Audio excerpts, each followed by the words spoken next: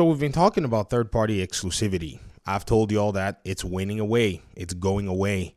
There's no reason for any company to be shooting itself in the foot and making PlayStation more money when they are at the losing end in that regard. Koei Tecmo just recently came out with a report. Now, their report is nothing like Square Enix's report on the face value, nor is it anything like Pearl Abyss's report on the face value as well, where, Pearl Abyss pretty much came out and said this is what PlayStation was trying to do, and they decided that they were going to publish themselves. Now, that's the key, right? They decided that they had the means, they had the resources, they had the experience, and they were going to go with it. Square Enix already could publish itself, but was basically playing, hanky-panky with PlayStation, and they decided that because of our, profitability not being as strong as we expected, we are going to take ourselves and we're going to, go somewhere else, basically everywhere else. Also, Koei Tecmo right now, when you look at the report from Automaton or Automaton, I don't know how you say this name. Verity Townsend writes this article: Koei Tecmo to focus on in-house development and self-publishing, eyeing consistent yearly release of major titles. Let me just go ahead and break it down for you. Look at Rise of Ronin. This game was or is a PS5 exclusive at the time. It's published by Sony Interactive Entertainment. Look at Wolong. Wolong went everywhere. It went to Game Pass. It is published by them. You can already tell that the signal is we're going to publish our games. We're going to choose where it goes. And already, if you're thinking about who else decided to publish their game, it's Pearl Abyss. It seems like the relationship is no longer working out it never was going to work out, but, it was a nice attempt that they tried to find a way to still, in a sense, extract as much money as they possibly could. But this was not a sustainable business model. PlayStation's money hatting of these third-party games have basically caused these developers significant, losses or I guess I would say it's cost them potential gain in, raving fans. That's what they call it, where people could actually see their game and have access to their game, and they had the potential to make more money. Now, the article, is very vague. That's another thing that I saw. Like when I was reading it, I was like, man, what in the world is the meat and potatoes here? So we'll go ahead and do a quick, run through. You can come ahead and check it yourself. On October 28th, Koei Tecmo released a presentation outlining their financial results for the first half of the fiscal year, ending March 31st, 2025, as well as detailing their ambitious long-term milestones, global strategy going forward. In 23, they achieved their highest game sales since 2009. Interesting. That was around also the time that Wolong came out. Although overall game sales have fallen from that high in the current fiscal year, obviously, their back catalog has performed better than expected, with the recent presentation highlighting repeat sales of the PS5 exclusive Rise of Ronin, which was released at the end of the fiscal year. Operating income has also increased, leading the company to revise its consolidated earnings projections for the financial year upwards. In light of these successes, Koei Tecmo are focusing on improving profitability. Ooh, where have we heard profitability before? Goodness gracious. If it ain't with, at the mouth of Square Enix themselves, who decided that profitability was something that they wanted to also push forward. Well, welcome to business, Koei Tecmo. You guys are adept at what you're doing, so not surprised.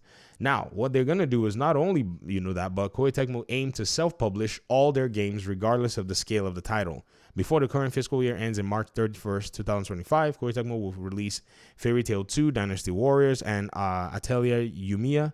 It's worth noting that all three of these titles are being developed in-house. Dynasty Warriors and Origins in particular is highlighted to be in the presentation as a major title, and it seems that Koei Tecmo has high hopes for its accessible return to the series' roots. I don't know if this game is coming to the Xbox or whatever it is. Perhaps there are already deals in place that are, pretty much going to keep it exclusive or something. I don't know. Let's check it and see. So, okay, it's coming to everybody. Okay, there we go. January 17, 2025, Windows, PlayStation, Xbox Series X and S. I can't say much more. Shout out to my audience members, Delusions of Grandeur, and all of the Xbox people that have been saying, well, PlayStation is going to keep money hatting games. Nah, they'll keep trying. Don't get me wrong, but it appears that this is not even about Xbox's position anymore. I used to tie it to Xbox's position being like this juggernaut and people having access to the games. But Koei Tecmo has kind of tasted something that they can't untaste, which is their game getting exposure. Game Pass is marketing ground. The way people talk about it, it's like it's this sin that has been committed. When I laugh because it's most of the PlayStation fans that are talking about it, but it actually does provide anybody who wants to check out a game or try out a game with what I think is the accessibility to the game for a small fee. And once they develop a save file and any kind of progress and they like the game, they will more than likely go ahead and buy it, because those games don't stay on Game Pass forever, especially the third-party games. They cycle through. So they have to make a decision after either they go buy it on a different platform of their choice, or they buy it right there on the spot. And at the end of the day, I think it's a win-win. Koei Tecmo gets money for putting their game on Game Pass, if that's the deal that they're taking, and they get money on a sale. So you can't beat accessibility. You can't beat positioning, which is everything that, Game Pass has provided for anybody who's put their game on there. Now, somebody said, developers don't like Game Pass. And then I asked them to cite the developers. They cited one developer. And again, at the end of the day, the Game Pass deal, you basically decide whether or not you want the money, and you get the money up front, or depending on what Microsoft or Xbox, negotiates with you. So this is an interesting, advancement in the ecosystem, in the gaming scene. I'm proud of Koei Tecmo. You guys really are starting to, realize what's going on. Now, I wish we could read a lot of the financial reports on this video, but behold, it is written in Japanese. And I guess we're going to basically have to, in a sense, just kind of maintain. Now, what's even funny, though? I saw there's a new audience member that I think is a PlayStation heckler. I don't even have any other way to categorize this person's, input on the channel. The Red Eye Dragon. This video, I think, might be indicative of basically you eating crow from your last set of comments. Now, not in a, this is a tongue-in-cheek way, but I remember you were being really, really voracious and talking about how Japan is going to forget, Xbox with the next set of games that's coming. And I don't think, you have considered the business ramifications of Japan having, in a sense, put Xbox on the back burner. But I think now, if you're starting to see this move, with Asia going on, with Square Enix and Pearl Abyss and now Koei Tecmo possibly signaling that, hey, we want to bring our games everywhere. It may not be Xbox, but at least PC, of which I'm a participant of, and I think everybody should be. At the end of the day, you have nowhere to basically think that PlayStation actually has any kind of strange hold on the market anymore. The market has a hold on the market. The market right now is deciding that PlayStation, your time to sit down. And PlayStation, sit down, they will. They need to go back and they need to actually expand upon their business. They need to go back and actually expand upon their strategy. They need to go back and invest in their own studios. All this money that they've put elsewhere has been, just a waste. And this is why I continue to tell folk that say, oh, why are you talking about this stuff from the financial perspective? Because the financial perspective is how you're going to pretty much be able to decipher what's going on. Said this before. I told some audience members, I said, watch and see what's going to happen. These companies are going to eventually put aside this third-party exclusivity as they continue to realize that if you lock your game in to one ecosystem, you lock many, many players out. PlayStation can't pay you enough for that future exposure.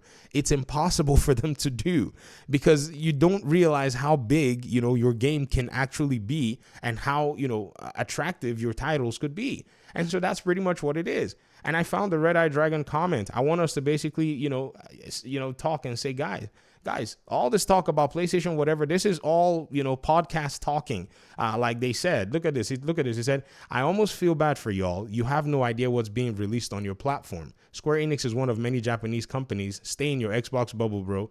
Reality is harsh.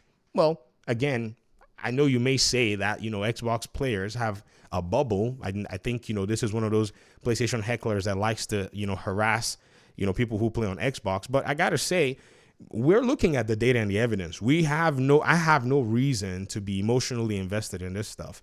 And so I'm happy that, just less than, how many hours ago you made this particular comment, we're already seeing another Japanese developer signal that they want to move a different direction. If this is not your signal, wait and see. More are going to keep doing it. Why? Because it is money, the bag. And PlayStation right now is not the place to go and try to get the bag. And they've probably always known it, but now they're seeing it in perspective. Square Enix is gone. Pearl Abyss is gone. They're like, nah, we're out of here, man. And I'm telling you, most other Japanese developers, most other Asian developers will follow suit. 30 million consoles that Xbox has sold, PC being almost infinite, seeing Black Myth Wukong actually come out there and sell 20 million copies in a month because of accessibility. They cannot unsee that number anymore. Like they looked at that number and they were like, there's no way we can unsee this number for another hack and slash game. Now, granted, Black Myth Wukong has, its boost. It's, it's beefy in a sense that the culture is China and all that, but they themselves are looking and saying, man, but even Western gamers like these games. So why not take them to the West and put them everywhere? That's a question that all those that are actually, in a sense, wary on the Xbox side, or those that are, celebratory unnecessarily on the PlayStation side, we need to come back and look at the evidence and consider this all. Thanks for watching the video. I appreciate you guys' time and audience. Hopefully we can talk pretty soon in another one.